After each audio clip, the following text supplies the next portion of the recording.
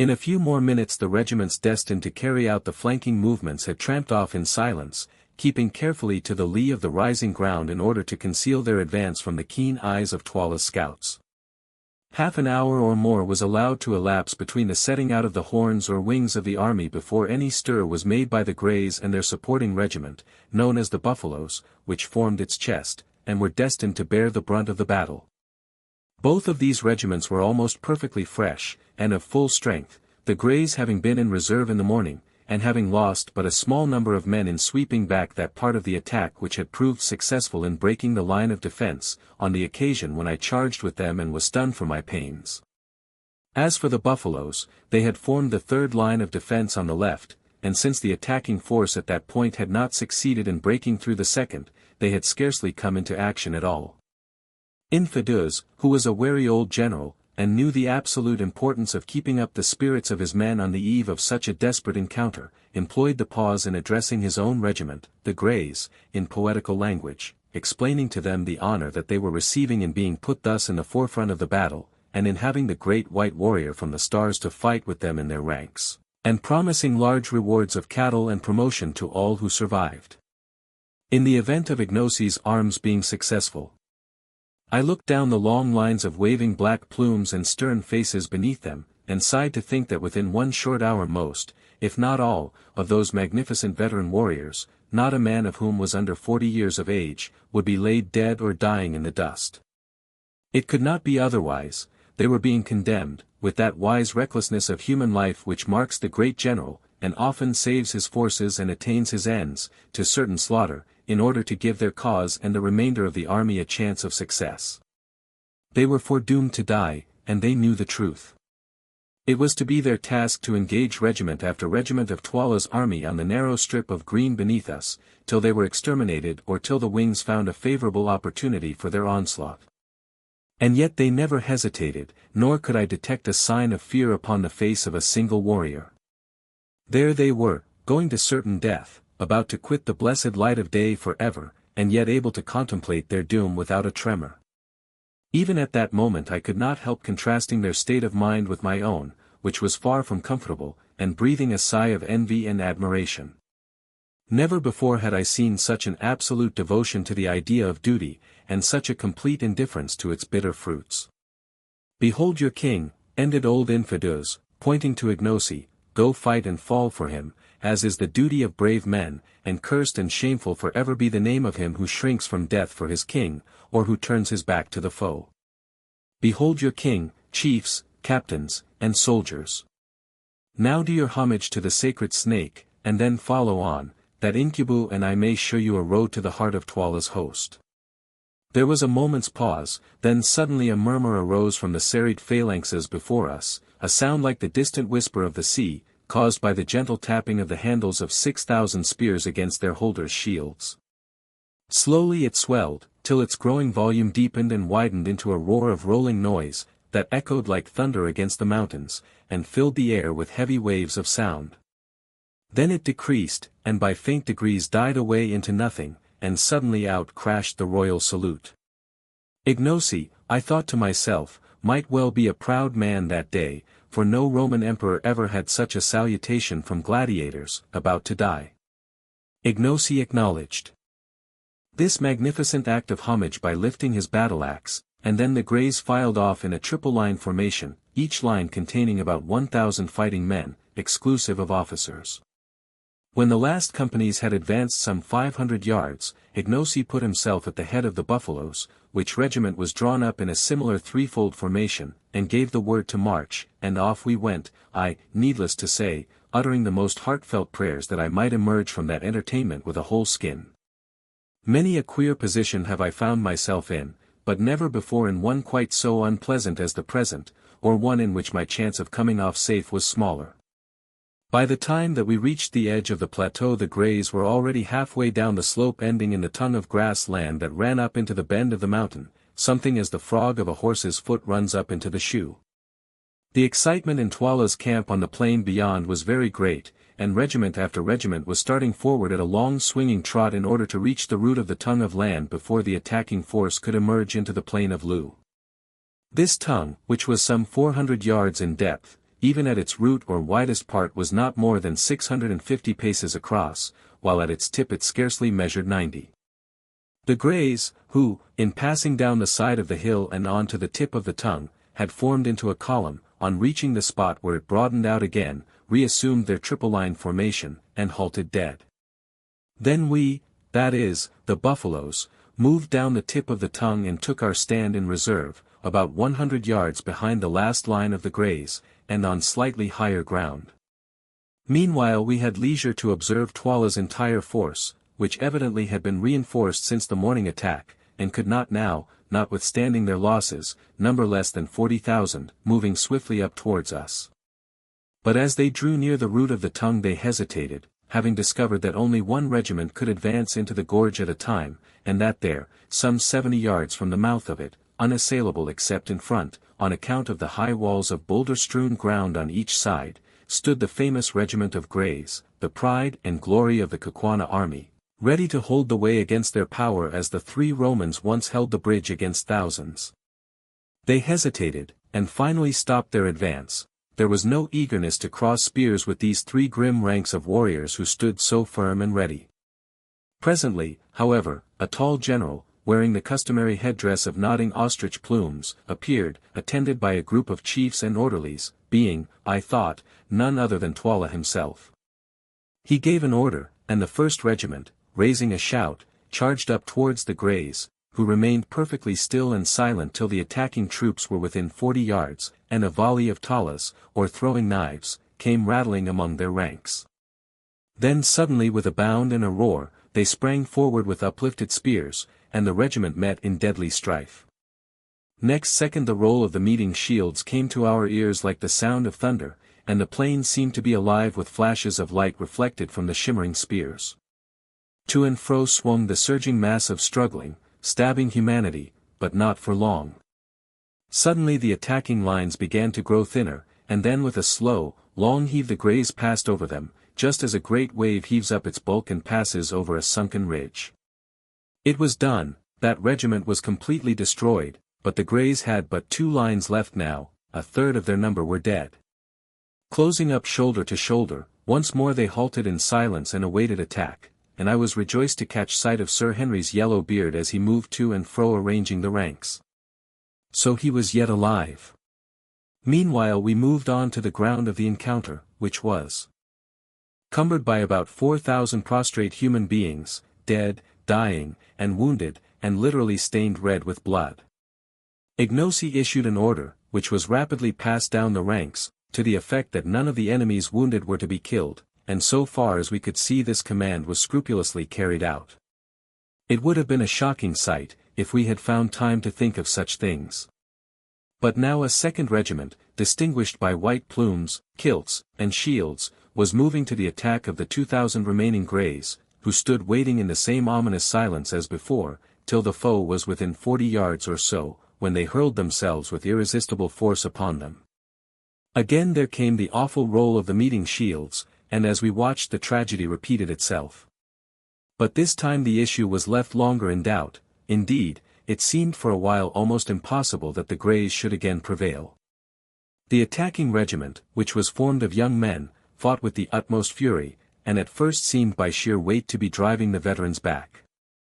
The slaughter was truly awful, hundreds falling every minute, and from among the shouts of the warriors and the groans of the dying, set to the music of clashing spears, came a continuous hissing undertone of "sg, sg," the note of triumph of each victor as he passed his assegai through and through the body of his fallen foe.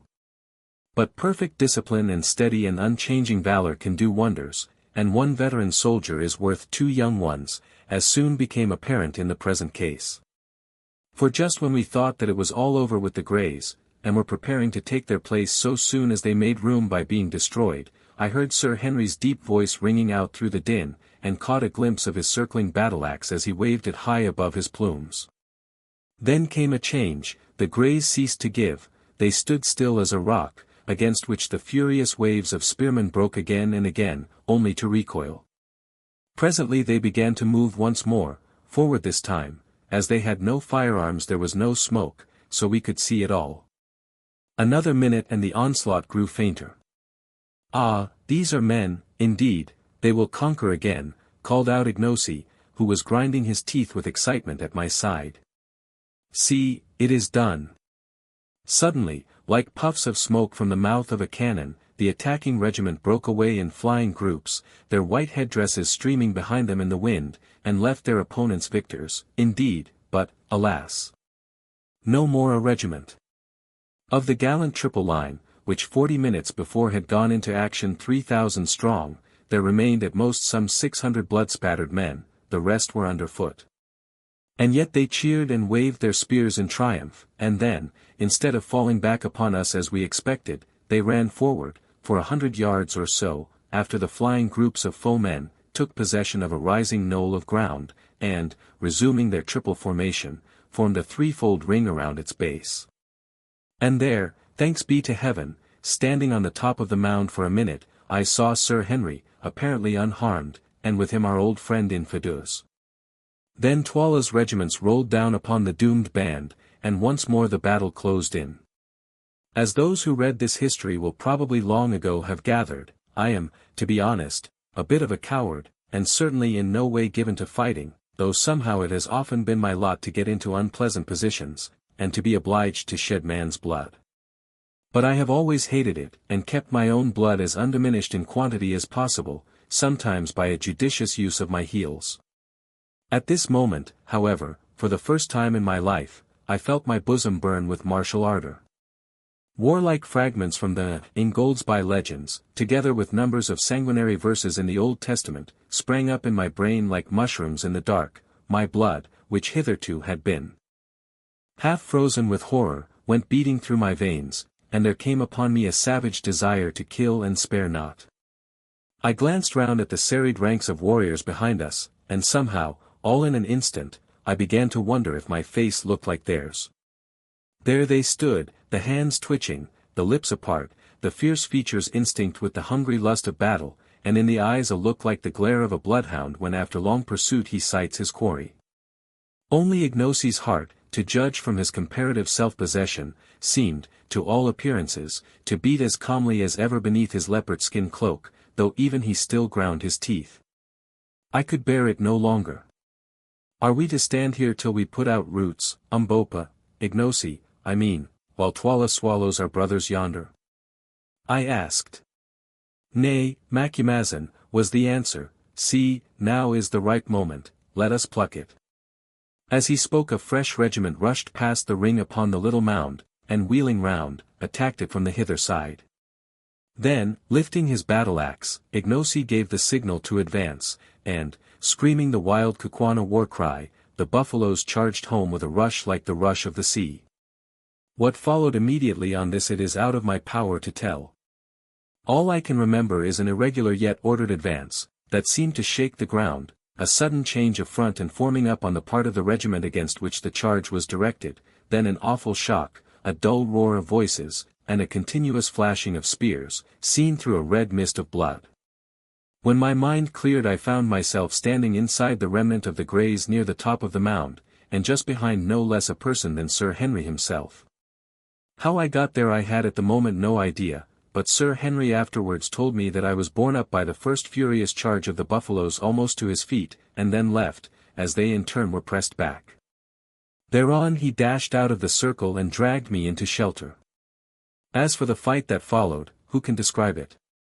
Again and again the multitude surged against our momentarily lessening circle, and again we beat them back. The stubborn spearmen still made good the dark impenetrable wood, each stepping where his comrade stood the instant that he fell, as someone or other beautifully says. It was a splendid thing to see those brave battalions come on time after time over the barriers of their dead, sometimes lifting corpses before them to receive our spear thrusts, only to leave their own corpses to swell the rising piles. It was a gallant sight to see that old warrior, Infidus, as cool as though he were on parade, shouting out orders, taunts, and even jests, to keep up the spirit of his few remaining men, and then, as each charge rolled on, stepping forward to wherever the fighting was thickest, to bear his share in its repulse. And yet more gallant was the vision of Sir Henry, whose ostrich plumes had been shorn off by a spear thrust, so that his long yellow hair streamed out in the breeze behind him. There he stood, the great Dane, for he was nothing else, his hands, his axe, and his armor all red with blood, and none could live before his stroke. Time after time I saw it sweeping down, as some great warrior ventured to give him battle, and as he struck he shouted, "Ahoy!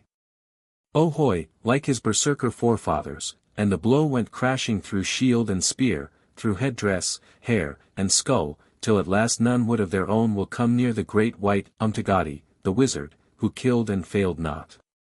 But suddenly there rose a cry of "Twala, why, Twala," and out of the press sprang forward none other than the gigantic one-eyed king himself, also armed with battle-axe and shield, and clad in chain armor. "Where art thou, Incubu, thou white man, who slewest Scragga my son? See if thou canst slay me," he shouted, and at the same time hurled a tala straight at Sir Henry, who fortunately saw it coming, and caught it on his shield, which it transfixed, remaining wedged in the iron plate behind the hide. Then, with a cry, Twala sprang forward straight at him, and with his battle-axe struck him such a blow upon the shield that the mere force and shock of it brought Sir Henry, strong man as he is, down upon his knees. But at this time the matter went no further, for that instant there rose from the regiments pressing round us something like a shout of dismay, and on looking up I saw the cause. To the right and to the left the plain was alive with the plumes of charging warriors. The outflanking squadrons had come to our relief. The time could not have been better chosen. All Twala's army, as Ignosi predicted would be the case, had fixed their attention on the bloody struggle which was raging round the remnant of the Greys and that of the Buffaloes, who were now carrying on a battle of their own at a little distance, which 2 regiments had formed the chest of our army. It was not until our horns were about to close upon them that they had dreamed of their approach, for they believed these forces to be hidden in reserve upon the crest of the moon-shaped hill. And now, before they could even assume a proper formation for defense, the outflanking impis had leapt, like greyhounds, on their flanks. In 5 minutes the fate of the battle was decided. Taken on both flanks, and dismayed at the awful slaughter inflicted upon them by the Greys and Buffaloes, Twala's regiments broke into flight, and soon the whole plain between us and Loo was scattered with groups of running soldiers making good their retreat. As for the hosts that had so recently surrounded us and the Buffaloes, they melted away as though by magic, and presently we were left standing there like a rock from which the sea has retreated. But what a sight it was! Around us the dead and dying lay in heaped-up masses, and of the gallant Greys there remained but 95 men upon their feet. More than 3,400 had fallen in this one regiment, most of them never to rise again. "Men," said Infidus calmly, as between the intervals of binding a wound on his arm he surveyed what remained to him of his corps, "ye have kept up the reputation of your regiment, and this day's fighting will be well spoken of by your children's children." Then he turned round and shook Sir Henry Curtis by the hand. "Thou art a great captain, Incubu," he said simply. "I have lived a long life among warriors, and have known many a brave one, yet have I never seen a man like unto thee." At this moment the Buffaloes began to march past our position on the road to Loo, and as they went a message was brought to us from Ignosi requesting Infidus, Sir Henry, and myself to join them. Accordingly, orders having been issued to the remaining 90 men of the Greys to employ themselves in collecting the wounded, we joined Ignosi, who informed us that he was pressing on to Loo to complete the victory by capturing Twala, if that should be possible. Before we had gone far, suddenly we discovered the figure of Good sitting on an ant-heap about 100 paces from us. Close beside him was the body of a Kukwana. "He must be wounded," said Sir Henry anxiously. As he made the remark, an untoward thing happened. The dead body of the Kukwana soldier, or rather what had appeared to be his dead body, suddenly sprang up, knocked Good head over heels off the ant-heap, and began to spear him. We rushed forward in terror, and as we drew near we saw the brawny warrior making dig after dig at the prostrate Good, who at each prod jerked all his limbs into the air. Seeing us coming, the Kukwana gave one final and most vicious dig, and with a shout of, "Take that, wizard," bolted away. Good did not move, and we concluded that our poor comrade was done for. Sadly we came towards him, and were astonished to find him pale and faint indeed, but with a serene smile upon his face, and his eyeglass still fixed in his eye. "Capital armor this," he murmured, on catching sight of our faces bending over him. "How sold that beggar must have been," and then he fainted. On examination we discovered that he had been seriously wounded in the leg by a Tala in the course of the pursuit, but that the chain armor had prevented his last assailant's spear from doing anything more than bruise him badly. It was a merciful escape. As nothing could be done for him at the moment, he was placed on one of the wicker shields used for the wounded, and carried along with us. On arriving before the nearest gate of Loo we found one of our regiments watching it in obedience to orders received from Ignacy. The other regiments were in the same way guarding the different exits to the town. The officer in command of this regiment saluted Ignacy as king, and informed him that Twala's army had taken refuge in the town, whither Twala himself had also escaped, but he thought that they were thoroughly demoralized, and would surrender.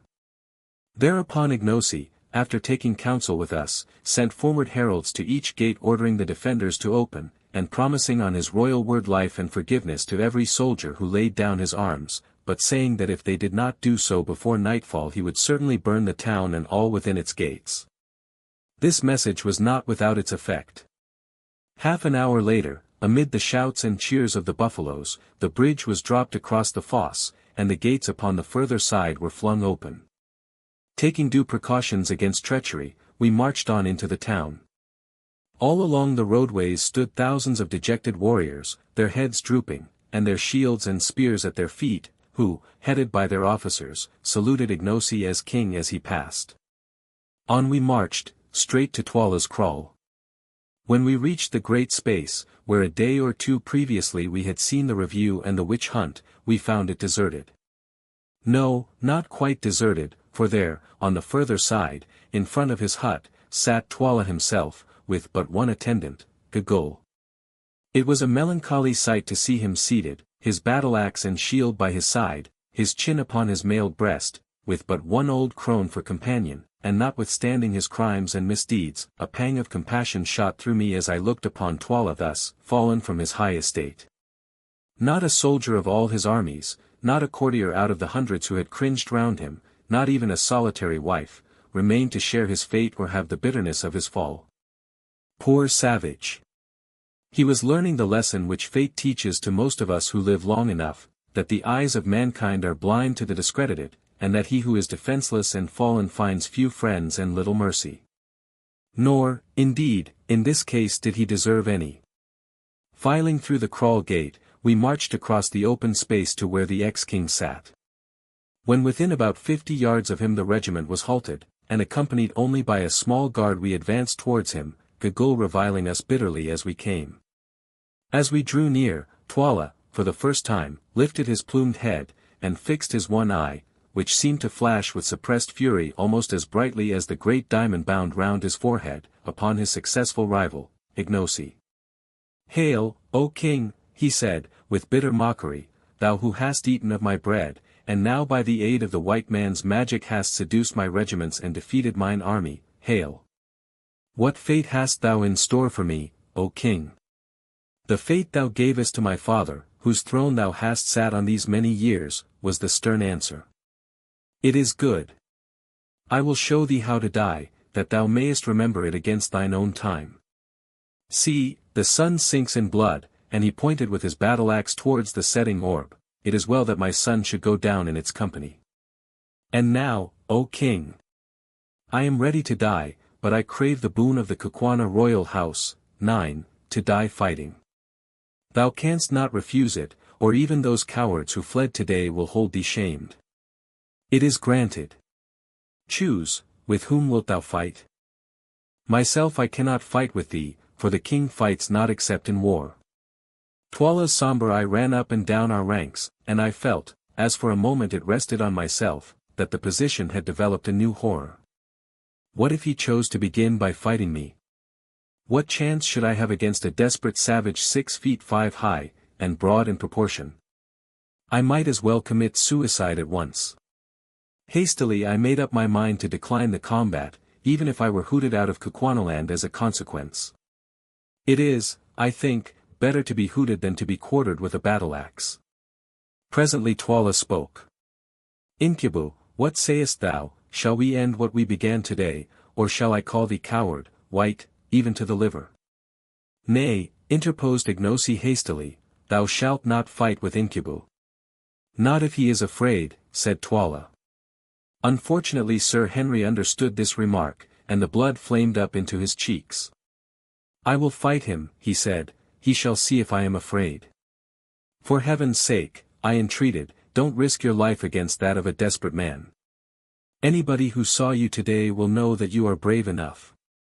I will fight him, was the sullen answer. No living man shall call me a coward. I am ready now, and he stepped forward and lifted his axe. I wrung my hands over this absurd piece of quixotism, but if he was determined on this deed, of course I could not stop him. Fight not, my white brother, said Ignosi, laying his hand affectionately on Sir Henry's arm, thou hast fought enough, and if aught befell thee at his hands it would cut my heart in twain. I will fight, Ignosi, was Sir Henry's answer. It is well, Incubu, thou art a brave man. It will be a good fray. Behold, Twala, the elephant is ready for thee.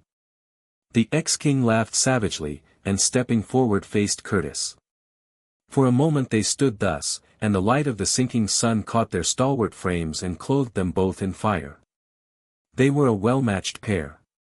Then they began to circle round each other, their battle-axes raised. Suddenly Sir Henry sprang forward and struck a fearful blow at Twala, who stepped to one side. So heavy was the stroke that the striker half overbalanced himself, a circumstance of which his antagonist took a prompt advantage. Circling his massive battle-axe round his head, he brought it down with tremendous force. My heart jumped into my mouth, I thought that the affair was already finished. But no, with a quick upward movement of the left arm Sir Henry interposed his shield between himself and the axe, with the result that its outer edge was shorn away, the axe falling on his left shoulder, but not heavily enough to do any serious damage. In another moment Sir Henry got in a second blow, which was also received by Twala upon his shield. Then followed blow upon blow, that were, in turn, either received upon the shields or avoided. The excitement grew intense, the regiment which was watching the encounter forgot its discipline, and, drawing near, shouted and groaned at every stroke. Just at this time, Good, who had been laid upon the ground by me, recovered from his faint, and, sitting up, perceived what was going on. In an instant he was up, and catching hold of my arm, hopped about from place to place on one leg, dragging me after him, and yelling encouragements to Sir Henry. Go it, old fellow, he hallooed. That was a good one. Give it him amidships, and so on. Presently Sir Henry, having caught a fresh stroke upon his shield, hit out with all his force. The blow cut through Twala's shield and through the tough chain armor behind it, gashing him in the shoulder. With a yell of pain and fury Twala returned the blow with interest, and, such was his strength, shore right through the rhinoceros horn handle of his antagonist's battle-axe, strengthened as it was with bands of steel, wounding Curtis in the face. A cry of dismay rose from the buffaloes as our hero's broad axe-head fell to the ground, and Twala, again raising his weapon, flew at him with a shout. I shut my eyes. When I opened them again it was to see Sir Henry's shield lying on the ground, and Sir Henry himself with his great arms twined round Twala's middle. To and fro they swung, hugging each other like bears, straining with all their mighty muscles for dear life, and dearer honor. With a supreme effort Twala swung the Englishman clean off his feet, and down they came together, rolling over and over on the lime paving, Twala striking out at Curtis' head with the battle-axe, and Sir Henry trying to drive the tala he had drawn from his belt through Twala's armor. It was a mighty struggle, and an awful thing to see. Get his axe, yelled Good, and perhaps our champion heard him. At any rate, dropping the tala, he snatched at the axe, which was fastened to Twala's wrist by a strip of buffalo hide, and still rolling over and over, they fought for it like wild cats, drawing their breath in heavy gasps. Suddenly the hide string burst, and then, with a great effort, Sir Henry freed himself, the weapon remaining in his hand. Another second and he was upon his feet, the red blood streaming from the wound in his face, and so was Twala. Drawing the heavy tala from his belt, he reeled straight at Curtis and struck him in the breast. The stab came home true and strong, but whoever it was who made that chain armor, he understood his art, for it withstood the steel. Again Twala struck out with a savage yell, and again the sharp knife rebounded, and Sir Henry went staggering back. Once more Twala came on, and as he came our great Englishman gathered himself together, and swinging the big axe round his head with both hands, hit at him with all his force. There was a shriek of excitement from 1,000 throats, and, behold! Twala's head seemed to spring from his shoulders, then it fell and came rolling and bounding along the ground towards Ignosi, stopping just at his feet. For a second the corpse stood upright, then with a dull crash it came to the earth, and the gold torque from its neck rolled away across the pavement. As it did so Sir Henry, overpowered by faintness and loss of blood, fell heavily across the body of the dead king. In a second he was lifted up, and eager hands were pouring water on his face. Another minute, and the grey eyes opened wide. He was not dead. Then I, just as the sun sank, stepping to where Twala's head lay in the dust, unloosed the diamond from the dead brows, and handed it to Ignosi. "Take it," I said, "lawful king of the Kukuinas, king by birth and victory." Ignosi bound the diadem upon his brows.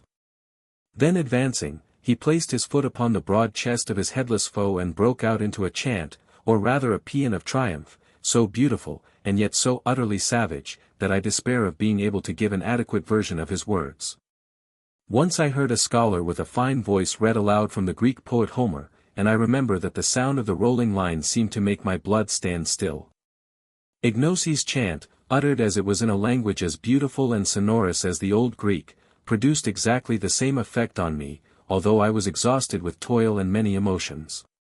"Now," he began, "now our rebellion is swallowed up in victory, and our evil-doing is justified by strength. In the morning the oppressors arose and stretched themselves, they bound on their harness and made them ready to war. They rose up and tossed their spears, the soldiers called to the captains, 'Come, lead us,' and the captains cried to the king, 'Direct thou the battle.' They laughed in their pride, 20,000 men, and yet a 20,000. Their plumes covered the valleys as the plumes of a bird cover her nest, they shook their shields and shouted, they shook their shields in the sunlight, they lusted for battle and were glad. They came up against me, their strong ones ran swiftly to slay me, they cried, 'Ha! Ha! He is as one already dead.' Then breathed I on them, and my breath was as the breath of a wind, and lo! They were not. My lightnings pierced them, I licked up their strength with the lightning of my spears, I shook them to the ground with the thunder of my shoutings. They broke, they scattered, they were gone as the mists of the morning. They are food for the kites and the foxes, and the place of battle is fat with their blood. Where are the mighty ones who rose up in the morning? Where are the proud ones who tossed their spears and cried, 'He is as a man already dead'?